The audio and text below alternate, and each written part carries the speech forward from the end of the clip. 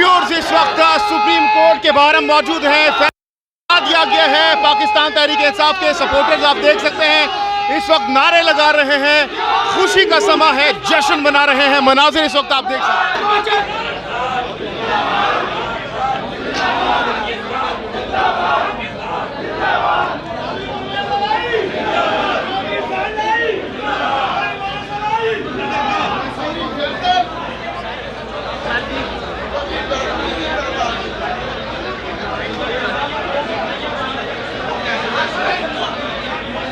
हिसाब होगा जो आप देंगे।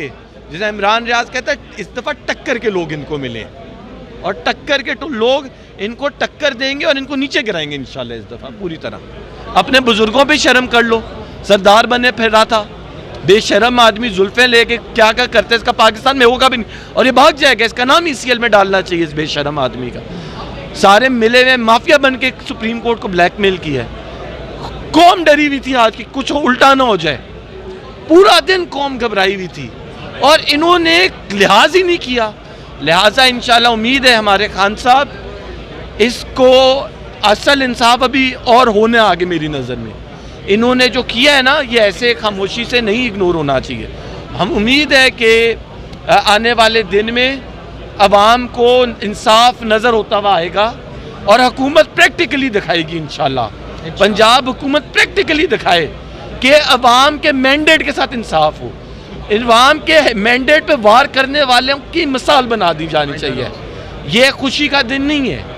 खुशी का दिन तब है जब दोस्त मोहम्मद मज़ारी जैसे लोगों की मिसाल बनाई जाए कि आइंदा कोई सोचे भी ना, ऐसी डिटरेंस क्रिएट करें कि ऐसे पलीत मेले लोग इस मुल्क में पैदा होने का सोचे भी ना।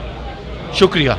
अच्छा सर, ये बताएं कि चूँकि फ़ैसला तो अभी PTI के हक़ में आया है, इससे पहले अदालत ने काफ़ी टाइम लिया। अदालत पिछले 3 रोज़ से पहले लाहौर रजिस्ट्री में रहा, उसके बाद अब इस्लामाबाद में जब केस आया तो यहाँ पे भी कल का था और फिर एक टाइम दिया गया, फिर दूसरा, फिर तीसरा।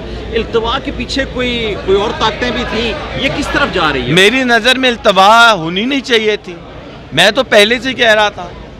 इन्होंने PDM ने और जो सुप्रीम कोर्ट बार का एक नेगेटिव रोल था, जो ना वकीलों की तर्जुमानी हो रही थी ना अवाम की तर्जुमानी हो रही, इन्होंने ब्लैकमेल किया अदालतों को। रेंजर्स आनी पड़ी, आर्मी डिप्लॉय होनी पड़ गई है।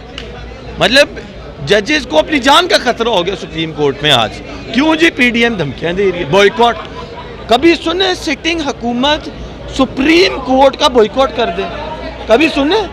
पहले बयान दे के बहस करते हैं, जब फैसला आने लगे बॉयकॉट। मतलब ये ब्लैकमेलिंग थी। इन्होंने सुप्रीम कोर्ट पे प्रेशर डाला है। सुप्रीम कोर्ट को डिटेल ऑर्डर और डिटेल रीजनिंग करनी पड़ी, जो सुप्रीम कोर्ट ने बंदियाल साहब ने बड़ा क्लियरली बताया। अभी बहरहाल बड़ा सख्त ऑर्डर लिखना पड़े। जजेस को खुशी से नहीं लिखते ये ऑर्डर्स, ये बड़े रेयर ऑर्डर्स होते हैं जो इतने सख्त आए। और अफसोस कितना सख्त ऑर्डर आना पड़ा, लेकिन कह लें इंसाफ इसी सख्त ऑर्डर में था।